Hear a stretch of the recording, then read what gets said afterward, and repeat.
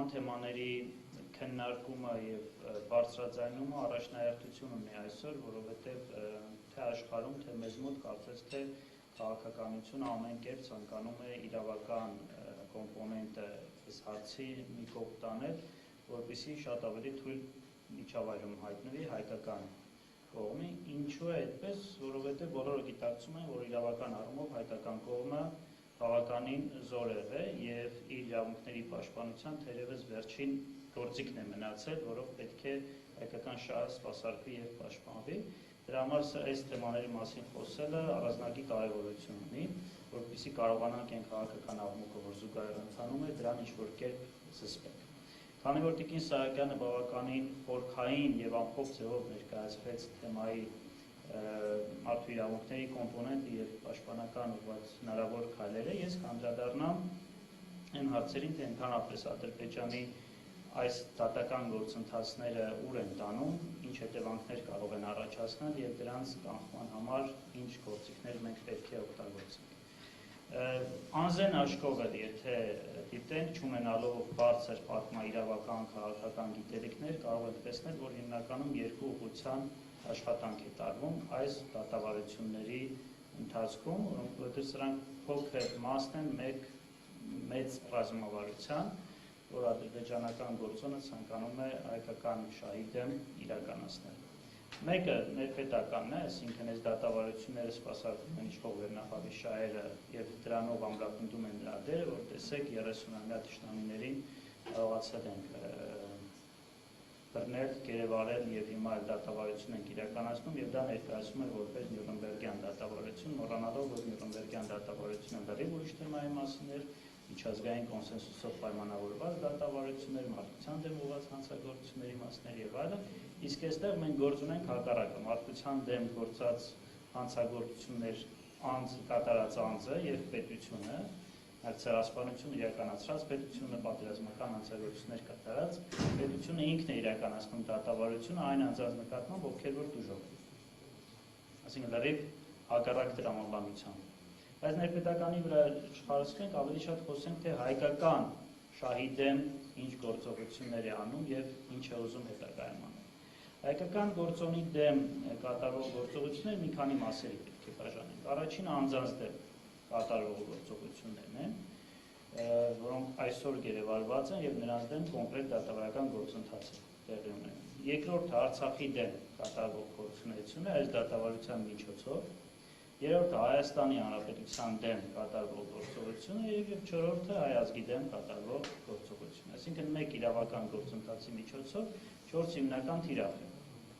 խփում ադրբեջանական կողմը։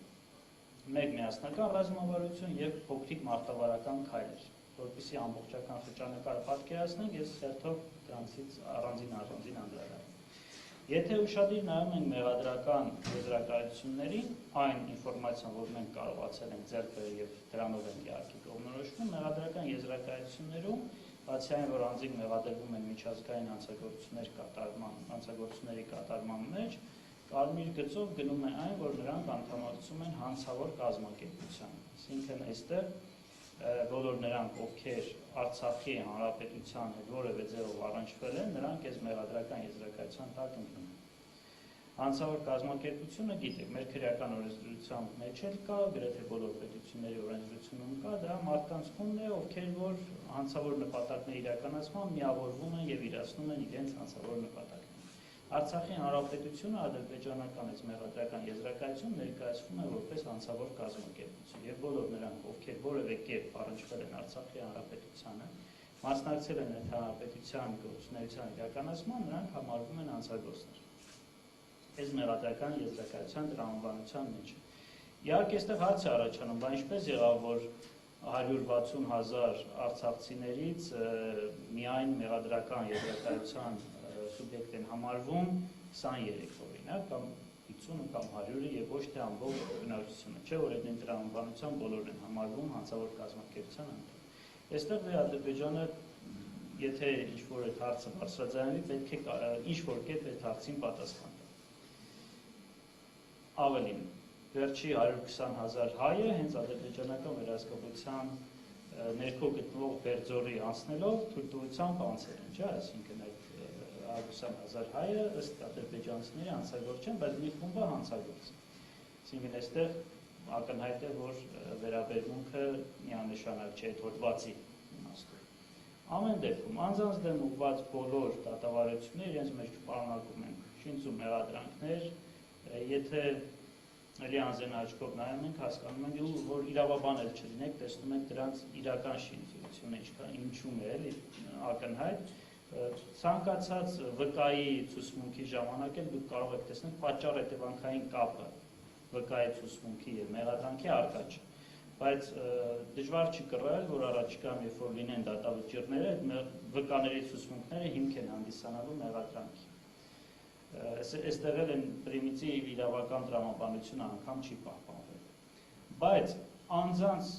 պատասխանատվության ենթարկելով եւ ներպետական ինչ-որ դիվիդենդներ Ադրբեջանում ստանալով, Ադրբեջանը նաեւ թիրախավորում է Արցախի հանրապետությունը եւ Արցախի հանրապետության գոյությունը պատմականորեն ուզում է վերացնել։ Այն ինչ որ արվել է ֆիզիկապես հողի վրա, իրավական տեսանկյունից ցանկություն կա վերացնելու եւ դրա համար է որ Արցախը ներկայացվում է որպես անձավոր կազմակերպություն։ Դրա համար է նաեւ որ շատ ուժեղ թիրախային հարված կա ԵԱՀԿ Մինսկի խմբի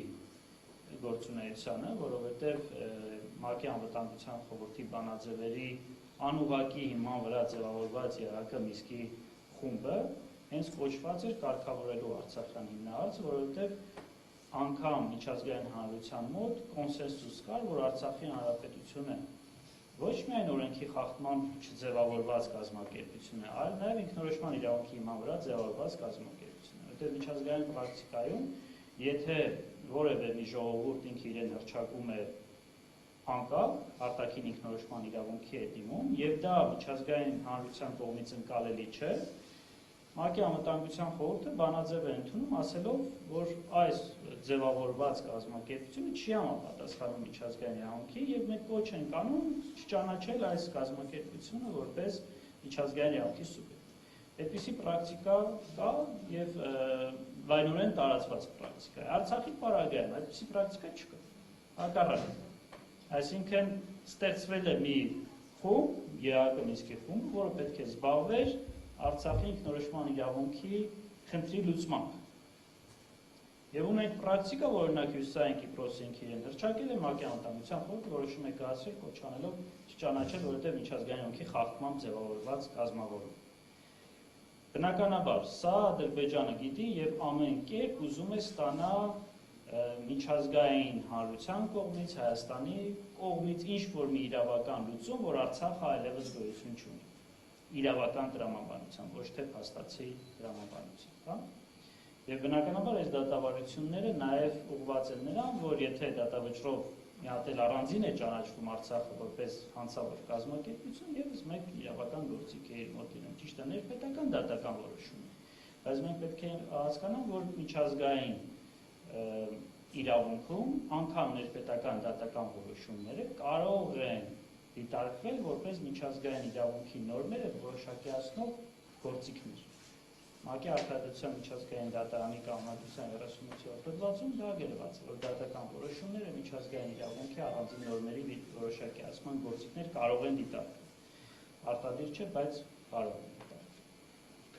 Այս թիրախը եւս լուծելով անցնում է կամ անցնելու է նաեւ Հայաստանի Հանրապետության դեմ իրավական գործիքներ կիրառելու։ Դուք գիտեք, որ միջազգային իրավունքում անձանց գործողությունները կարող են վերագրվել նաև պետությունների։ Եվ ելի մեղադրական գործընթացները, եթե ուսումնասիրեք եւ վկայությունները եւ դատախազի մեղադրանք, կտեսնեք, որ անձանց ներկայացվում են ոչ թե որպես առանձին սուբյեկտներ, ովքեր վարքագիծ են դրսևորել, այլ անձինք, ովքեր իրենց վարքագիծի դրսևորման համար հիմք են ընդունել Հայաստանի Հանրապետության հրահանգներ։ Կա միջազգային իրավունքում պետությունների պատասխանատվության հոդվածներ, դա կոնվենցիա է, որը դեռևս ուժի մեջ չի մտել, որտեղ բավարար քանակությամբ պետություններ չեն ստորագրել եւ չեն վավերացրել, բայց դրա դրույթներից շատերը սովորութային իրավունքի ուժով գործում են։ Եվ կան առանձին կոնվենցիաներ, որոնք կոնվենցիայի շրջանակներում պետությունների պատասխանատվությունը ընդունում են։ Կա նաեւ միջազգային դատական պրակտիկա, այդ ՄԱԿ-ի արտադրության միջազգային դատարանի կողմից ընդունված, որ անգամ ոչ պաշտոնյա անձանց գործողությունները կարող են վերագրվել պետությունների, Թեհրանի գործը։ Ես չեմ խոսում պաշտոնատար անձանց գործողությունների վերագրելիությանը պետությանը։ Այսինքն, այս ամեն ինչը բնականաբար ենթադրում եմ Ադրբեջանին խորհուրդ տրվել է, կամ Ադրբեջանի իրավաբաններն են խորհուրդ տվել, որ այս գիծը անպայման պահել վաղը մյուս օրը Հայաստանի Հանրապետության դեմ իրավական հնարավոր գործընթացներ սկսելու համար։ Դրա համար ամբողջ դատավարական պրոցեսի նաև ոչ ասեմ վերջնական, բայց վերջին թիրախներից մեկը պատասխանատվության բեռը անձանց վրա հիմնավորելն է եւ այդ կերպ նաեւ տարածելն է Հայաստանի Հանրապետության, որովհետեւ եթե անձին մեղավոր են պատերազմական հանցագործությունների մեջ, մարդկության դեմ ուղղված հանցագործությունների կամ այլ հանցագործությունների մեջ, չկա Արցախը որպես սուբյեկտ եւ նրանք էլ Արցախի ներկայացուցիչները չեն, այլ Հայաստանի Հանրապետության ներկայացուցիչներ են, ապա որն է գալիս պատասխանատվության հաջորդ մակարդակը Հայաստանի Հանրապետություն։ Հայաստանի Հանրապետությանը պատասխանատվության դաշտ բերելու համար անհրաժեշտ է իրավական մեխանիզմ։ Պետությունների պատասխանատվության հոդվածները, եթե անգամ ուժի մեջ չեն մտել, փորձելու են սովորութային իրավունքով ինչ-որ կերպ կիրառել կամ դրանց մի մասը կիրառել։ Հետո փորձելու են քաղաքական գործընթացներ սկսել Հայաստանի դեմ, ասելով, որ տեսեք, մենք ունենք իրավական հիմք եւ օրինակ Հայաստանից պահանջելու են ոչ միայն Բեռնի կոնվենցիայով սկսված գործընթացի իրավական հետևանքներ, որոնք վերաբերում են շրջակա միջավայրի պաշտպանությանը եւ պետությունների պատասխանատվությանը այդ գործընթացներում, իդեպ այստեղ եթե ես իհարկե վստահ եմ, որ Բեռնի կոնվենցիայով որևէ պատասխանատվություն չկա Հայաստանի Հանրապետության նկատմամբ, իրավական առումով մենք բավականին ուժեղ ենք այս հարցում, բայց այստեղ հետաքրքիր փաստ կա։ Մեզ մեղադրում են օրինակ Քարվաճառի տարածքում բնապահպանական ավայր ստեղծելու համար, բայց իրականում հակառակն է, որովհետև ինչքան ժամանակ որ Արցախի տիրապետության տակ է եղել Քարվաճառի շրջանը, այդքան կրկնապատիկ ավել բնություն է այնտեղ զարգացել, որովհետև քիչ մարդ է բնակվել եւ բնությունը շատ ավելի վերականգնվել է։ Այս առումով հակառակ տրամաբանություն։ Բայց այդուհանդերձ Բեռնի կոնվենցիայով գնացել է։ Հիմա Ադրբեջանը փորձելու է, եթե սովորութային իրավունքով ոչ մի բան չի կարողանում անել, փնտրի գտնի ինչ-որ կոնվենցիաներ, որի շրջանակներում Հայաստանը որևէ պարտավորություններ ստանձնել է, որպեսզի դատարաններում իրենց դատարաններում հաստատված փաստերը վերագրելիությամբ տարածի Հայաստանի վրա եւ ինչ-որ կոնվենցիայով պատասխանատվության հարց առաջացնի։ Դուք գիտեք, որ մենք ՄԱԿ-ի արտադրության դատարանի ընդհանուր իրավազորությունը չենք ընդունել եւ ոչ բոլոր գործերով կարող են գալ արտադրության դատարան եւ Հայաստանի դեմ իրավական պահանջներ կազմել։ Եվ մենք եւ Ադրբեջանը ընդունել ենք հատուկ իրավազորություն, ինչը նշանակում է, որ կոնկրետ կոնվենցիաներով ենք ընդունել իրավազորություն դատարանը։ Օրինակ, մենք դատական գործ գնացել ենք ռասայական խտրականության կոնվենցիայի շրջանակներում, որի շրջանակում եւ մենք եւ Ադրբեջանը իրավազորություն ընդունել։ Հիմա Ադրբեջանը պետք է փորձի ինչ-որ կոնվենցիաներ գտնի, որպեսզի հաստատված փաստերը իբր ներպետական այցաններում տանի դեպի միջազգային այցաններ եւ այս կերպ Հայաստանին ծանրաբեռնի ինչ-որ հավելյալ պահանջներ։ Տեսականորեն էլ պրակտիկայում էլ գրեթե չկան այդպիսի իրավական մեխանիզմներ, բայց Ադրբեջանը փորձելու է դա անել։ Գիտեմ, այդ ժամանակ ով կլինի հայկական, ովքեր կլինեն հայկական քաղաքական ղեկավարությունը եւ արդյոք վախեցնեն դրանով հայկական հանրությանը կրկին ինչ-որ զիջումների գնալու համար, բայց հիմիկվանից կարող ենք ասել, որ իրավական գործիքներ այս առումով Ադրբեջանը շատ չունի, եթե կարելի ասել ընդհանուր վերջում։ Այդուհանդերձ, բացի Հայաստանի Հանրապետության դեմ հնարավոր իրավական գործիքներից, նաև Ադրբեջանը այս գործողություններով հայ ժողովրդի դեմ է ինչ-որ գործընթաց սկսել եւ փորձում առաջ տանել։ Ես այն օրը փորձում էի այսպես մի քիչ ավելի վերացարկեմ, հասկանամ թուրք-ադրբեջանական գործոնի ազդեցությունը մեր տարածաշրջանում ինչ էֆեկտ է ունեցել վերջի տարից ավել ժամանակահատվածում եւ էլի անզեն աչքով եթե նայենք, կտեսնենք, որ 150 տարվա կտրվածքով թուրք-ադրբեջանական գործողությունների հետևանքով հայ բնակության արեալը կտրուկ փոքրացել, չափազանց կտրուկ փոքրացել, որը ցեղասպանության քաղաքականության ակնհայտ դրսևորում։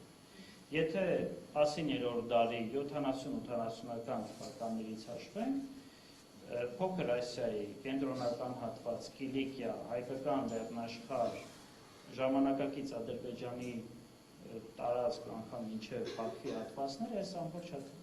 տարածությունում հայկական խիտ բնակչություն եղել է եւ այսօր ունենք ընդամենը մի փոքր հատված, որտեղ հայ մարդը ապրում է։ Վերջում զրկվեցինք Արցախի տարածքից հայ մարդու բնակության հնարավորությունից։ Այսինքն այս մեծ միասնական ռազմավարական քաղաքականության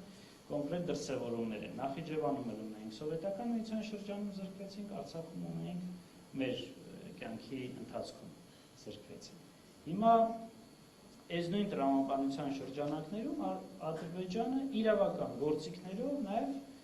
խփում է ազգային գործոնին, հայկական հայ ազգի, այսպես ասած, եւ ինքնության, եւ արժանապատվության զգացողության, եւ ընդհանրապես ազգ բարոյականության հասկացությունների տրամաբանությանը, որի միջոցով փորձում է մասնատել այն վերջին կապերը, որ հայ ազգը ինքն իրեն պահում է ինքնության տրամաբանության շրջանակներում, օգտվելով այն առիթից, որ հայ ազգը բավականին զգայուն ազգ է եւ իր որդիների նկատմամբ անարժանապատիվ գործողությունը միանգամից վերագրում է իրեն, այսինքն այդ զգացողությունը ակնհայտ է եւ դա զգացել է։ Դա համար որքան որ նվաստացվի ցանկացած հայ մարդ ադրբեջանական դատական process-ների ընթացքում, այդքան նվաստացվում է հայ ազգ եւ այս ընտրությունը այս բառերի պատահական չէ, որ յուրաքանչյուր հայ մարդ է դատվում, որովհետեւ նպատակը հենց դրան է դրված։ Դատելով մեկ հայի, իրանք այդ շղթայական ռեակցիան հասկանում են, որ տարածվում է ամբողջ հայ ազգի մոտ եւ բնականաբար առաջանում է այդ արժանապատվության զգացողությունը։ Հանրապես սոցիալ հոգեբանները ավելի լավ գիտեն, բայց սոցիալական հոգեբանության մեջ կա այդպիսի դրվագ, որ նման հարվածներից հետո կոլեկտիվ սուբյեկտը, խումբը երկու որոշման է գնում, կամ հակադարձման, կամ կազմաքանդման։ Հակադարձումը դա վրեժն է, դա արդարության վերականգնման պահանջն է եւ կազմաքանդման։ Երբ որ դու չես ուզում նույնանաս արժանապատվությունը կորցնող մարդու հետ կամ խմբի հետ, արդյունքում սկսում ես ազգային ինքնության հետ կապված հարցեր բարձրացնել եւ հրաժարվել ազգային ինքնությունից։ Սա եւս կարծում եմ պիտի Ադրբեջանը եւ հնարավորության սահմաններում փորձում է դա օգտագործել։ Եթե դրա համար էլ օգնող մարդիկ կան այլ միջավայրերում, բնականաբար այդ օգնությունից նաեւ պետք է